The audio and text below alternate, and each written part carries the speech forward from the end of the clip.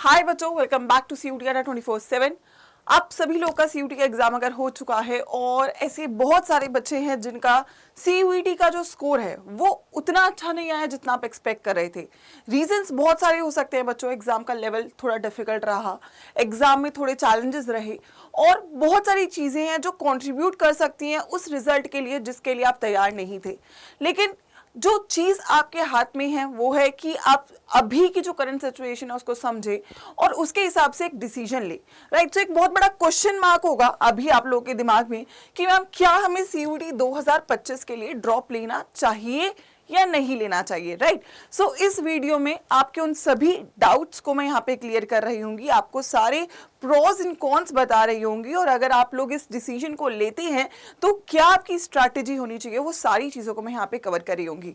So let's get started with the video. सबसे पहली बात बच्चों, आप लोगों के पास एक सवाल आएगा कि यार ड्रॉप लेना अच्छा होता है या बुरा होता है। ठीक है, ये ना ऐसा सवाल है कि इसका कोई डिफाइंड आंसर नहीं है। ये डिपेंड करता है कौन बच्चा ये डिसीजन ले रहा है, किस माइंडसेट के साथ डिसीजन ले रहा है और कितनी शिद्दत से उसको फॉलो करने के लिए तैयार है। आपने देखा है सीयूटी के लिए बहुत सारे बच्चों ने पिछले साल भी ड्रॉप लिया, नीट के लिए ड्रॉप लेते हैं, जेई के लिए ड्रॉप लेते हैं। ड्रॉप लेना एक वो डिसीजन है जो आपको आपकी ड्रीम तक पहुंचाने के लिए एक टेस्ट होता है। राइट, आप लोगों को ऐसे लग रहा होगा कि यार मेरे को फॉर एग्जांपल आपके 600 में से ना 250 नंबर बन रहे हैं और आपको ये पता है कि यार हो सकता है मुझे एडमिशन तो मिल जाए बट कोई ऐसे ही कॉलेज में मिल जाए। फॉर एग्जांपल आपको कोई फिजिकल साइंस में आपको प्रोग्राम में सत्यवती कॉलेज मिल रहा है, इवनिंग मिल रहा है। बट एक बात है कि आप लोग सोचोगे कि यार अगले 3 साल या 4 साल मुझे उस कॉलेज में बिताना है, क्या मैं उससे वो सीख पाऊंगा चीजें जो मैं सीखना चाहता हूँ, जिसके लिए मैंने ये एग्जाम दिया है। आपने ये एग्जाम क्यों दिया? एक अच्छे कॉलेज और एक अच्छे कोर्स के लिए। अगर मैं बात करूं, अगर आपको केवल बीएससी या बीए या बीकॉम करना था, वो तो बहुत सारी यूनिवर्सिटीज बच्चों करवाती हैं, और अगर आप लोग उसी के लिए सेटिस्फाइड थे तो कहीं ना कहीं फिर आपको ड्रॉप लेने की जरूरत नहीं है। अगर आप लोग ये चीज को लेके श्योर हैं कि मैम मुझे एक अच्छे कॉलेज और यूनिवर्सिटी में ही एडमिशन लेना था, उससे ही मुझे अपनी ग्रेजुएशन कंप्लीट करनी थी, उससे ही जो मुझे एक्सपोजर मिलना था, उससे ही मुझे जो आगे की अपॉर्चुनिटीज मिलनी थी, वो सब चीजें मेरे लिए इंपॉर्टेंट थी, तो शायद आप इस डिसीजन को एक बार सोच सकते हैं। वो भी केवल उन बच्चों के लिए जो यहाँ पर इन कंडीशंस में एलिजिबल होंगे। तो मैं यहाँ पे वीडियो को शुरू करती हूँ, मैं आपको बताऊंगी क्या क्या पॉसिबिलिटीज हैं, क्यों आप ले सकते हो, कौन कौन बच्चा ले सकता है और अगर आप लेते हो तो आपको क्या ध्यान में रखना होगा। सो डिसीजन गुड या बैड नहीं होता है, डिसीजन होता है, उसको गुड या बैड बनाने का रिस्पॉन्सिबिलिटी आपका है। अगर आप इस डिसीजन को लेकर श्योर हो, कंफर्म हो, तो ये डिसीजन गुड रहेगा। अगर आप इस डिसीजन को लेकर श्योर नहीं है, किसी और के प्रेशर में ये डिसीजन ले रहे हैं, तो कहीं ना कहीं प्रेशर में चीजें नहीं होती है।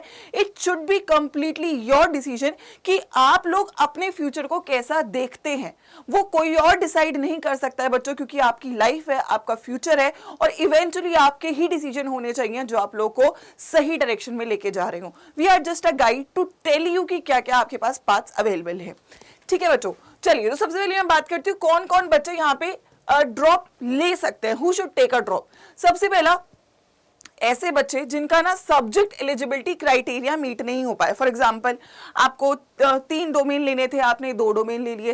फॉर एग्जांपल आपको लैंग्वेज लेना था, आपने लैंग्वेज ना लेके डोमेन लिया। मतलब अगर आप स्ट्रेट अवे एलिजिबिलिटी की वजह से आउट होते हैं तो कहीं ना कहीं मुझे लगता है आपको अपने आप को एक फेयर चांस देना चाहिए। आपने अगर पेपर ही ढंग से नहीं दिया, आपने एलिजिबिलिटी ही मीट नहीं करी और फिर आप कह रहे हो कि मेरे को एडमिशन नहीं मिल रहा, तो कहीं ना कहीं ठीक है, थोड़ी सी गलती है क्योंकि मुझे अवेयरनेस नहीं थी, लेकिन आई थिंक वो इतनी बड़ी ब्लंडर नहीं है कि उसके चक्कर में आप कुछ भी कॉम्प्रोमाइज कर लो। एटलीस्ट फाइट करके तो गिव अप करना बनता है। अगर हम फाइट ही नहीं करते हैं तो फिर तो क्या ही हम गिव अप करें। राइट, सो उन बच्चों को मुझे लगता है डेफिनेटली अगला साल ये देना चाहिए और एक सही तरीके से तैयारी करके प्रॉपरली एक बार एग्जाम को देना चाहिए। सेकेंड कैटेगरी की अगर मैं बच्चों बात करूं, फॉर एग्जाम्पल आपके नंबर कम आ रहे हैं किसी सिचुएशन की वजह से। पहली सिचुएशन हो सकती है जो बच्चों के साथ हुई थी 15 या 16 मई को, कि उनके पास टाइम नहीं दिया गया तो वो पेपर अच्छा कर ही नहीं पाए, मतलब अटेम्प्ट ही नहीं कर पाए। फॉर एग्जाम्पल 15-20 क्वेश्चन आप अटेम्प्ट करके आए हो तो आपको पता ही है कि मैम मेरा तो स्कोर बनने नहीं वाला, मेरा 100 बनेगा या 100 से कम बनेगा या 150 बनेगा, जो भी स्कोर बनेगा, तो मुझे पता है मैम मेरे को इस कोर्स क्या कहते हैं मार्क्स में एडमिशन नहीं मिलने वाला। हाँ, मैं बोलूंगी कि कहीं ना कहीं हम फील करेंगे कि मैम हमारे साथ लक अच्छा नहीं था यार, मैम हमारे साथ ही ऐसा क्यों हुआ और बच्चों के साथ तो नहीं हुआ, तो मैम मेरी जब गलती नहीं है तो मैं क्यों ट्राई करूं, मैं क्यों फाइट करूं। तो आई वुड से कि आप लोगों को ही समझना पड़ेगा कि कभी कभी ना चैलेंजेस किसी की लाइफ में छोटे होते हैं, किसी की लाइफ में बड़े होते हैं, बट ये भी है कि बड़े चैलेंजेस के बाद ना बड़ा रिजल्ट भी आता है। लेकिन हमें ना गिव अप नहीं करना होता उन चैलेंजेस के सामने। ठीक है, ये चीज़ तुम्हारे हाथ में नहीं थी, लेकिन अगर अब हो गई है तो कहीं ना कहीं यू नीड टू अंडरस्टैंड कि गिव अप करने से तो क्या ही होगा। आपको एक नॉर्मल कॉलेज में एडमिशन मिल जाएगा, आप नॉर्मल बीएससी बीए बीकॉम कुछ भी कर लोगे, लेकिन उसके बाद क्या, उसके बाद क्या क्या होगा, उसके बाद आपका फ्यूचर, राइट, वो भी आपको सोचना पड़ेगा। फॉर एग्जांपल अगर आप, जैसे मैं अपना एग्जांपल लूं, I am a pass out from Miranda house, और मुझे लगता है वो कॉलेज है जिसने मुझे ये डायरेक्शन दी कि मैं कुछ ऐसा कर पा रही हूँ जिससे डेफिनेटली मैं एक चेंज ला सकती हूँ। कहीं ना कहीं अगर मेरी लाइफ में ड्यू नहीं होता, मेरा कॉलेज नहीं होता, वो एनवायरनमेंट नहीं होता, तो शायद ये जो मेरे को एक्सपोजर है, ये जो मेरे को बोलने का क्या कहते हैं ना कॉन्फिडेंस है, पढ़ाने का जो जज्बा है, वो मेरे को लगता है कहीं ना कहीं मेरे कॉलेज, जो टीचर्स थे, मेरे आसपास का सराउंडिंग था। देन अगर मैं मास्टर्स की बात करूँ, आप एक अच्छे कॉलेज से जब मास्टर्स करते हो तो कहीं ना कहीं वो आपका पाथ सही होता चला जाता है। सो डेफिनेटली बहुत सारे ऑप्शंस होते हैं, लेकिन ऑप्शंस आपको चुनने पड़ेंगे कि आप अपने आप को 5-6 साल बाद कहां देखते हो, आप कैसा अपना प्रोफाइल बनाना चाहते हो, कि आप किस कॉलेज से पास आउट होके जा रहे हो, तो उसके ऊपर आपको एक डिसीजन लेना पड़ेगा। सो अगर आपका डायरेक्टली स्कोर कम बन रहा है, फॉर एग्जांपल पहला केस कि आपका पेपर आपकी वजह से गलत नहीं हुआ, एनटीए या टेक्निकलिटीज की वजह से गलत हुआ, दूसरा आपने केवल 2 महीने सीयूटी की तैयारी करी, 2 महीने में आप उतना अच्छा नहीं कर पाए, पेपर थोड़ा सा डिफिकल्ट आ गया, आप पेपर में अच्छा परफॉर्म ही नहीं कर पाए, तो फिर उस केस में आप लोग को एक डेफिनेट अपने आप को चांस देना चाहिए, क्योंकि 2 महीने में किसी भी कॉम्पिटिटिव एग्जाम को पूरी तरीके से क्रैक नहीं किया जा सकता अंटिल एंड अनलेस उसकी पहले से आपने थोड़ी तैयारी कर रखी हो या 12th के आपके बेसिक्स क्लियर हो। सो डेफिनेटली आप उसको टाइम दे सकते हो और इस बार ढंग से तैयारी कर सकते हो। और लास्टली मैं उन बच्चों की बात करूं कि उनके मार्क्स अच्छे आ रहे हैं, फॉर एग्जाम्पल 600 में से 300 आ रहे हैं या फिर 250 भी आ रहे हैं, और उनको पता है कॉलेज तो मिल ही जाएगा, ठीक है, कोई तो कॉलेज मिल ही जाएगा, लेकिन यार उनका ना टारगेट है कि यार मेरे को हिंदू में ही जाना है, या मेरे को स्टीफेंस में ही जाना है, या मेरे को एसआरसीसी में ही जाना है। मुझे पता है कि यार थोड़े से वो मार्क्स मेरे कम हैं कि मैं टॉप में नहीं जा सकता।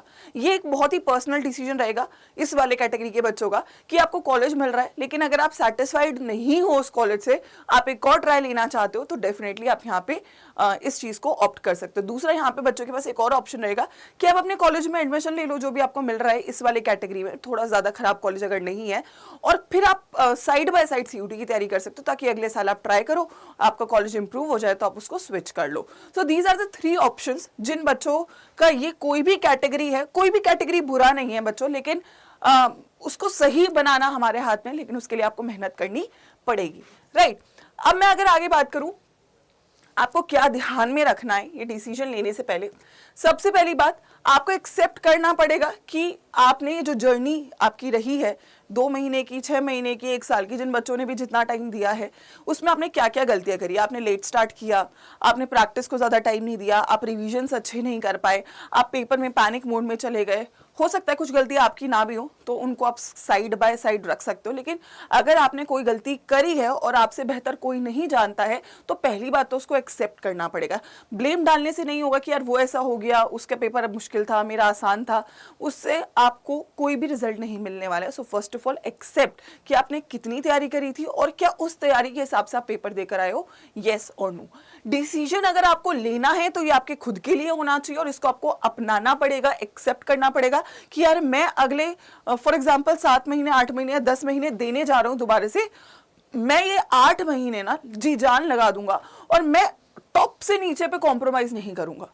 अगर आप सोच लोगे तो आप कर जाओगे, तो सोचना बहुत इंपॉर्टेंट है। You need to take that decision, आपको ये सोचना पड़ेगा और उसके बाद एक बहुत ही स्ट्रॉन्ग माइंडसेट प्रिपेयर करना पड़ेगा। बहुत दिक्कतें आती हैं यार, मतलब दिक्कतें क्या आती है ना, आपको आपके दोस्त डिमोटिवेट कर देंगे, आपको कोई घर वाले लोग जो है, मेन घर वाले नहीं, आसपास के पड़ोसी लोग, कोई भी कुछ भी बोल देता है कि यार ये तो क्या ही है, ड्रॉप क्यों ही कर रहे हो, क्यों ही पढ़ना है तुमको, तुम कहीं पे भी एडमिशन ले लो। बहुत लोग आएंगे ये बोलने के लिए, लेकिन आप क्या चाहते हो वो बहुत इंपॉर्टेंट है। अगर आप चाहते हो कि मैं किसी भी कॉलेज में एडमिशन लेके यार डिग्री तो लेना है तो ले लूं, तो वो भी बुरी बात नहीं है, you can go for it. लेकिन अगर आप सच में चाहते हो कि यार मेरा कॉलेज मैटर मेरे लिए करता है, मेरी एक पर्सनालिटी मेरे लिए मैटर करती है, तो you need to fight for it, right. तो जो डिसीजन होगा वो आपका होगा, ना ही कोई भी नहीं आपको ये समझा सकता बच्चों, कह सकता है कि तुम्हें ड्रॉप लेना चाहिए नहीं लेना चाहिए। मैंने आपको दोनों सिचुएशन बताया, लोगे तो भी फायदा है और अगर नहीं भी लेते हो ना तो you need to make sure sure कि अब जो भी आप करते हो आगे, जो भी आपको कॉलेज, आप किसी भी नॉर्मल कॉलेज में या घर के पास या कहीं पे भी एडमिशन लेते हो, मेक श्योर करो ये 3 साल वर्थ इट हो। एक एग्जाम पकड़ो और फिर उसकी जमकर तैयारी करो। लेकिन यस, आई थिंक डिफरेंस आता है जब आप एक अच्छे कॉलेज और एक कोर्स को बिलोंग करते हो, जिसका एग्जाम्पल मैं खुद आपके सामने हूँ, राइट। सो अगर मैं आगे बढ़ूँ तो मैं मेनली बस ये बात बोलूंगी, जो भी बच्चा ये डिसीजन लेगा उसके पास क्या क्या चीजें होनी चाहिए, क्या क्या करना है, ठीक है। अब फॉर एग्जाम्पल हमने डिसाइड कर ही लिया है कि हमें पढ़ना है, हमें लगाना है एक और टाइम, और इतना मुश्किल पेपर, देखो मुश्किल उनके लिए जो तैयारी नहीं करते, जो अच्छी से तैयारी करके जाएंगे। हर पेपर ना वही है कि मैं बोलती हूँ लाखों की भीड़ बैठती है, बट कंपटीशन ना कुछ चुनिंदा हजारों बच्चों में ही होता है। तो आप अगर उस हजारों बच्चों में रहोगे तो कहीं ना कहीं आप इजीली एग्जाम को क्रैक कर सकते हो। सिर्फ और सिर्फ तैयारी की बात है, राइट। आपको बेसिक से तैयार करना है और फिर एडवांस कंसेप्ट पे जाएंगे। एनसीईआरटीज आपकी मूल मंत्र है। बहुत बच्चों ने लैंग्वेज और जीटी को इस बार थोड़ा सेक्रीफाइस किया था, लेकिन अगर आप ड्रॉप लेते हो तो आपको टाइम मिलता है लैंग्वेज और जीटी पे इक्वली फोकस करने का। तो साथ ही में लैंग्वेज और जीटी को लेके चलेंगे, डोमेन्स के साथ ही लैंग्वेज जीटी को लेके चलेंगे।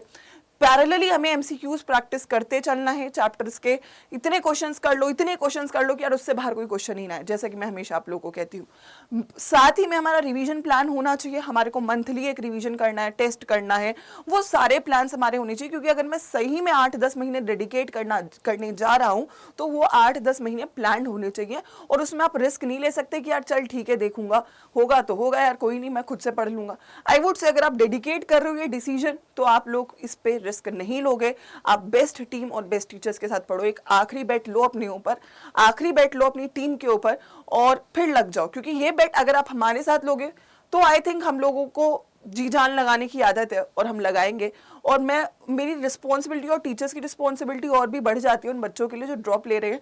क्योंकि यार मुझे पता है तुम्हारा ये साल बहुत बहुत इंपॉर्टेंट है and we will give our 100%। Just it is important कि आप उस साइड से अपना 100% दो कि दोनों मिलके ना वो जो गोल है उसको अचीव कर जाए, right. So we will be obviously needing a perfect test series, वो सारी चीजें रहेंगी। तो ये मेन 5 पैरामीटर्स है जिसपे हम लोग मिलके काम करेंगे। बस एक डिसीजन लेना है, या तो वो है ना आप नदी के इधर आ जाओ या उधर चले जाओ, लेकिन वो टाइम से डिसीजन लो क्योंकि टाइम बच्चों बहुत इंपॉर्टेंट है, right. And yes I would suggest, क्योंकि मैंने बोला कि यार अगर आप लोगों को अब सोच ही लिया है अगर आपने ड्रॉप लेना है तो उसको रफली मत करना, ठीक है। स्पेसिफिक मैं ड्रॉप लेने वाले बच्चों से कह रही हूँ कि you should do it in a professional manner. अगर आप ड्रॉप ले रहे हैं तो ये 6-8-10 महीना जो भी टाइम है वो बेस्ट पढ़ना है आपको, और उसमें आप कॉम्प्रोमाइज नहीं कर सकते कि यार ठीक है पढ़ के देख लूंगा, नहीं वो नहीं करना। अगर ऐसा करना है तो प्लीज मत लेना।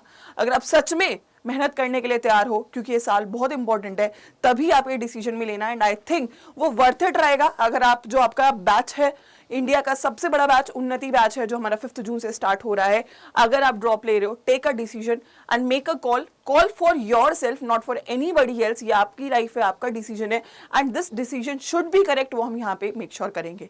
तो ये बैच शुरू हो रहा है बच्चों कब से? 5 जून से। तो बस कुछ ही टाइम है, आप लोग टाइमली इनरोल करेंगे और जब भी आप बैच में इनरोल करोगे, this is my special faculty code, आप इसको यूज कर सकते हो फॉर 20% का डिस्काउंट, ठीक है। इसको सेव कर लीजिएगा, यूज दिस कोड Y513, ठीक है।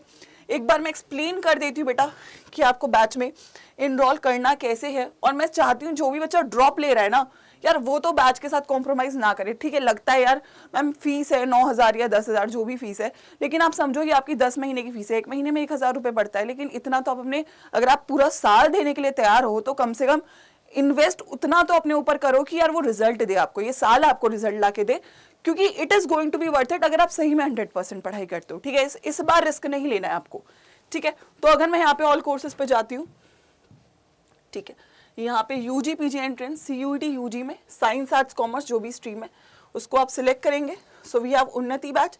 जो बच्चे प्योर क्लास 12th के वो एम्बिशन बैच ज्वाइन कर सकते हैं, और जो बच्चे आपके ड्रॉपर्स है उनके लिए रहेगा ये उन्नति बैच, ठीक है। तो इसका जो भी प्राइस है इसको हम कम कर देंगे। जो कोड मैंने आपको बोला आप यूज करेंगे Y513, ठीक है। So that is the price. But remember ये प्राइस आपके एडमिशन का है, ये प्राइस आपके उस एक साल का है जो आप इन्वेस्ट करने जा रहे हो, और ये आपको सीरियसनेस देगा, right? This is going to give you seriousness. साथ में बच्चों बुक्स वगैरह भी हैं, तो everything that you need is covered over here. अगर आपको पर्सनली कोई डाउट है तो आप मुझे रीच आउट कर सकते हो। This is my email ID ayushi.sharma@247.com, ठीक है? Otherwise, take a wise decision and go for it. Remember, this is my code for your discounts. So I am there with you बच्चों। बस मैं चाहती हूँ डिसीजन आपका खुद का हो, और जब ले लो ना तो किसी की मत सुनना, अपनी सुनना और मेहनत करना। Good luck.